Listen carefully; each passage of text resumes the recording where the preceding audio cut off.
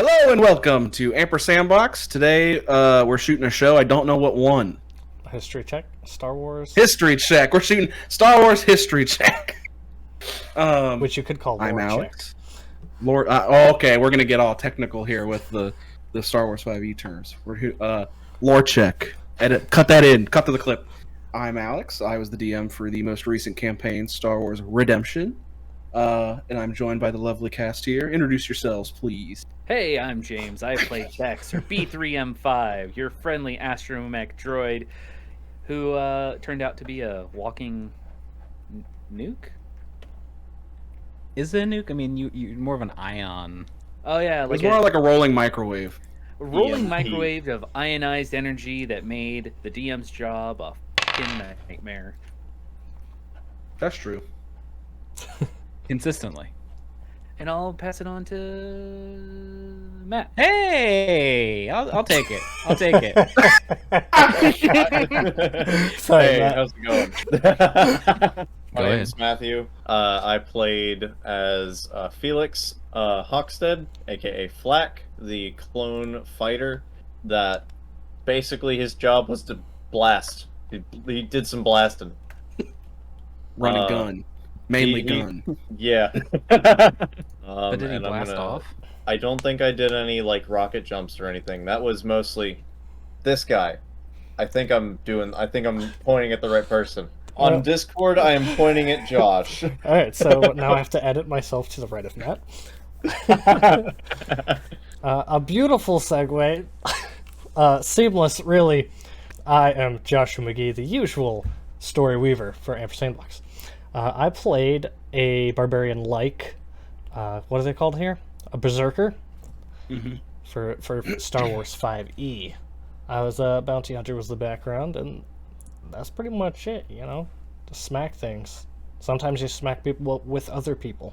Get mad, smack, Yeah. profit. That's That it. was it. That was my combo for sure. And that leaves us with none other than the grandpa from Ben 10. Look, child. Grandpa He never Max, says I that at think? all. I'm not just Grandpa Max. I'm not just Josiah Great Barrel. I'm not just Jacob Ivy. I am Faldu Crix. And that's all you're gonna get. Because you need to watch it. You gotta watch to figure out what he is. He's not very useful. He's kind of like a lightning rod. You know? I'm not gonna tell you his class. I'm not gonna tell you what he was supposed to do, the things that he thought he should do. He was just a lightning rod. That's all he was. Barely. And even then, that is correct. Barely a lightning rod. For sure a blaster cushion, if I've ever seen one. Look, not everyone can build optimized characters. It takes a That's real for sure. talent. It takes a real talent to make an unoptimized blaster cushion lightning rod. And I accomplished that in SW5E as Faldu Crix. I will put the sheet out so everyone can see it. It's just how bad your character is built. Yeah, it was awful. But you know what? Through the power of friendship, he survived. that's probably true. And he'll be in the next season, baby. Maybe. What do you know? All right. Yeah, you don't know what I'm thinking. Let's see. This one is for James and Matt because you are technically the new players jumping into this whole world so far. I wanted to get your thoughts going into it. How'd you feel about the 4 episodes there? I personally felt storyline-wise like it was very nicely put together, and like the combat encounters, they felt like fun, and just overall, like me as a player, I really enjoyed like the interactions we all as players interacted with each other's characters and the NPCs, and just kind of how everything went.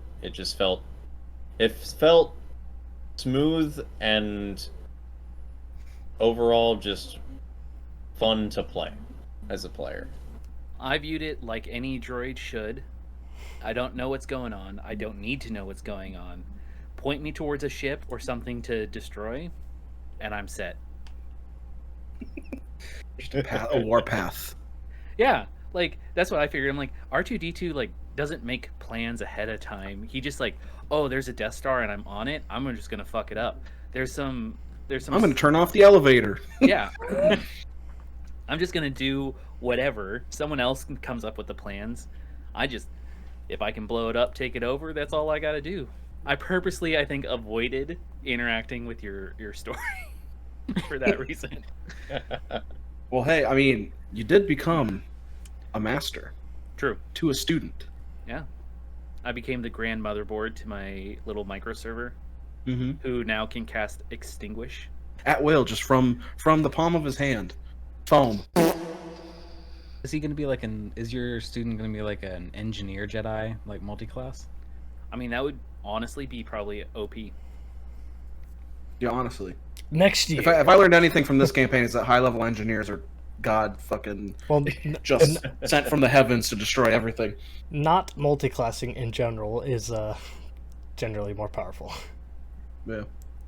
I think overall, like, weaker on the engineer side, but because the engineer is some weird combination of cleric warlock, like in D&D terms, I think it's a little broken myself. It's a little. Yeah, once you read your character sheet for all 4 sessions, like it was like a well-oiled machine, pun intended. But overall, I actually thought the story was fun, and it let me have a astromech with a little guy complex run rampant. Nice. My favorite moments were you speaking in binary, thinking nobody would understand you, when like majority of Star Wars lore people understand binary. So like you're being a raging asshole, and everyone's just like, Okay, little dude. somebody needs to update that clearly malfunctioned droid. Hey, I wrote in the backstory that it was a unique model that was developed with a strong Yeah. personality, Whatever you get to power down at night. and that it was quickly no longer in production. Raging recall. So now it's a collector's model. All right. Okay. There we go. There's the spin. Yeah. Let's see. So on the flip side, I know Josh, you didn't play the same characters you did in the first one, but coming in from the story of the first one, how did you and Jacob feel about it? I felt like it felt like a good progression of the story. Like it felt really good to come back in, like having just one of us be from the past story. Mhm. It really feels like like having at least one player play their character from the previous story. Especially in the Star Wars universe, I feel like that helps tie things together. It gives you more like. It gave me more of a reason playing Faldu that when Malefax came in, I had a little bit more of like I already had an attachment to Malefax to a Right. degree. You know, like we fought him, and then getting to see his redemption arc through the story and like through the lens of Faldu was really nice. So maybe expound upon that a little bit, right? Like, I guess seeing it through Faldu's eyes. Like, what do you mean by that, right? Like, I guess give the people an idea of Faldu and Malefax's relationship from Ascension to Redemption. Yeah, so like, as anyone listening to this or watching it would know, we're a bunch of nerds, so we get really into our characters. I know it's real crazy. So from Faldu's point of view, like this is a guy who was dedicated to the dark side and who was gunning down to kill all Jedi and or turn Jedi to the dark side, you know. And Faldu is. I know it's more taboo to use the term Grey Jedi, and we talked about this after the sessions too, that we're not real big on the term Grey Jedi. But Faldu's somewhere in the middle of trying to figure out how he feels about the Force. So he dabbles a little in the dark side and dabbles in the light side at this point. But in the first campaign, he was really starting to get those walls broken down, and that fight with Malefax, after Malefax had killed his master, was a real pivotal point for him, seeing like, okay, so the Force is like the light side of the Force isn't infallible. Like time after time, it's failing, you know. Mm-hmm.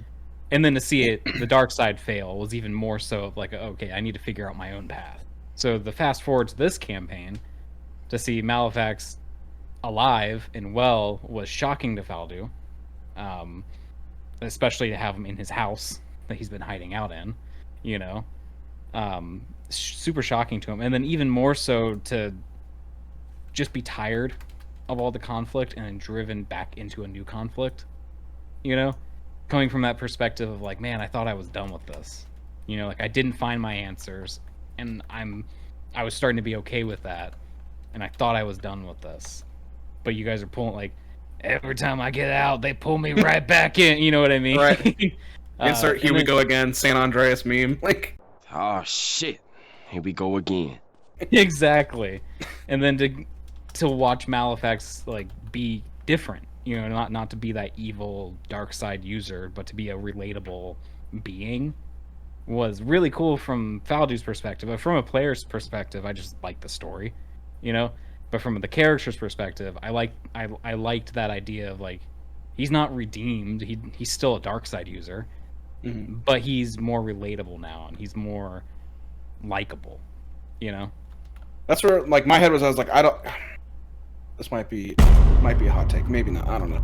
But like, I think other than Darth Vader's specific story, choosing to turn back towards the light often cheapens that character's agency. Does that make sense? Yeah. Like, they made those choices, and and like I said, this is also very specific. Like, narratively, it'll work more times than not. But like Kylo Ren turning back to the light, to me, was a cop out. Like, he had invested heavily in his actions. Not to say that everybody, I guess, can get redeemed, right? But I think it has to be in their own way, not like, suddenly you're the good guy again. So like, I didn't want that for Malefax. I didn't want that to be like, I've seen the light, and now I'm here I need your help. Like, he's still very much that old curmudgeon, like, I'll kill you if I have to kind of motherfucker. But this was just more about doing the right thing, or instead of redeeming himself in the light. Does that make sense? Yeah, it was morally doing the right thing, not going to the light side because of like morals, but like doing the right thing because of morals. Right. It's less about being spiritual about it, and more about like, God damn it, I fucked up, and like I need help. I need to do this. Yeah. I need to do this one right. Compared to just like, I've saved the boy, now I can turn into a Force ghost and be redeemed within the Force. Woohoo. Yeah. And going second. Comparing and contrasting both Ascension and Redemption, the Star Wars campaigns here at Ampersandboxttrpg.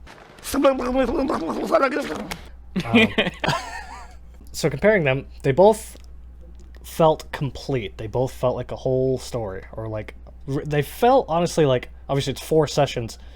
Any tabletop player knows, like any TTRPG player knows, that 4 sessions is not a lot in terms of telling a cohesive story in 4 sessions is a feat. So I definitely commend you, Alex, in putting all this together and keeping it on track the whole time.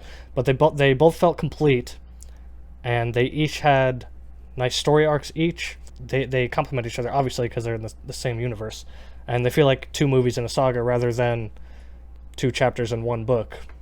Did I say they both had a nice resolution both times? Because the first time with Slagor, finally that rage, the barbarian character in one, practically succumbing to the dark side. Yeah, like finally. And then the narrative crit fail on the stealth check and losing his weapon. Yeah. Like all in this big battle between the big Inquisitor battle. It definitely had, like, I feel like every time we play a Star Wars game, there's always like something about your guys' actions or your requests for interactions ends up becoming wacky Star Wars stuff.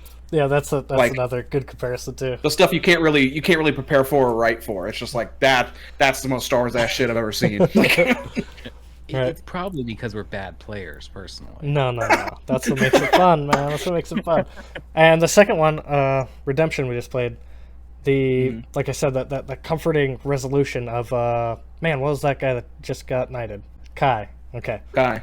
The resolution in Ascension was Kai, like, finally, realizing his powers, and he's like strong enough to go do stuff now, and it felt like, I don't know, it's a nice, like, happy ending, like, what's actually going to come of this. With Malefax, turning more towards the light side, or at least, like, stepping away from the dark side, being opposite of the what way I Slimer did. The way I wrote it is like I don't think he stepped away. Like he still would have absolutely like decapitated any of those motherfuckers in front of him. But I think it's like I said, it's more about him being self-aware for just a second of like putting the gain of power aside, right, and saying like I fucked up this kid's life, and so did Faldu. So I'm gonna go hunt him down, and he's gonna help me. And we're gonna set this kid up right, and then we can either leave, whatever. It doesn't matter. It's just we have to fix this. We have to fix this mess. So I do think that kind of to that point of what you're saying, I think that it's this new age of like how Disney and Lucasfilms and everything is portraying Jedi now. Because like when you look at like original Jedi, it's very much, at least the Jedi Order from the prequels is very much like attachments equal bad. You know what I mean? Like you shouldn't have these attachments, and it's very strict rules and everything. And I think something we're seeing time and time happen for both the Jedi and the Sith is like the more rules you impose on these people, the weaker your forces are. You know what I mean? Like when the Sith are at their height and they have all these like regulations and rules on them, a lot of times they're just killing each other for power. You know what I mean? And then vice versa for the Jedi, they're just getting complacent in their power, you know? And I think what's fun about what we've created here is bouncing off this idea that like you see with like Cal Kestis, or even with like Ahsoka now, like human traits in exactly. in the dogmatic characters, right? Like exactly, it's allowing for like because attachments are what allow you to form your morals and allow you to form your ethics. You know, like there's something that you need as a human. You know, like you can't get rid of all your attachments, and if you try to make someone get rid of all their attachments, you start getting Anakins who are confused as fuck. You know what I mean? Mm-hmm. They don't know what to do, and they just want to go find out like, is their mom okay? You know what I mean? And it ends up in a situation where now they're holding secrets from the Order, and it's eating them away, and the Order's just not listening. You know, like that's how you get these things. Or they get like complete apathy. Yeah. Where it's like, oh, I have no attachments. Why do I care about anything? I'm a nihilistic Jedi. Exactly. Nothing really matters. I'll just do my own thing out in the woods for 200 years. Right. Yes, and that's why I think that like having the Faldus and the Kais and the Malefaxes now, and the Cal Kestis and the Ahsokas, like having all these characters now that like have that edge of humanity to them, like it broadens the actual story you can have, and it makes it more enticing. You know, it's not so black. Definitely and white. More engaging. Good guys are green and blue. Bad guys are red. Like I also to say what you or to talk on what you mentioned, Josh, is like I tried to write these with like this could be the last one or there could be another one. You know, like they're complete in like the sense that if you look at it in just the 4 episodes each, they could stand alone. You can stop right there. But like if there's a story, that's why like when I came up with the idea, which I want to say it right here now, I came up with this story months before Jedi Survivor released, and the whole like child thing, you know what I mean? That was purely by coincidence. Like the ending to Jedi Survivor and the ending to this Redemption campaign are kind of similar, and I did not do that on purpose. Sure. Noted. They copied you. Yeah, they copied me, even though they started development in secret almost years ago. But you know, whatever. So who do you know that's working over there? I actually do know one person. Which exactly. But I don't talk to him, so that's okay.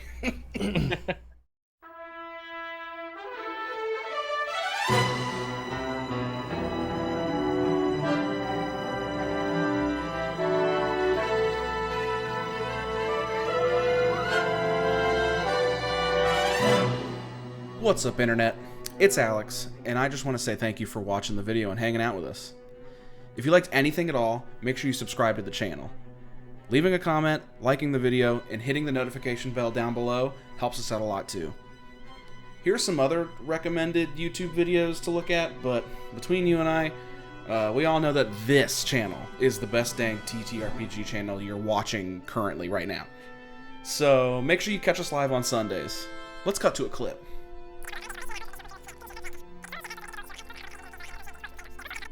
There's no clip. Bunch of fucking amateurs. Anyway, bye-bye.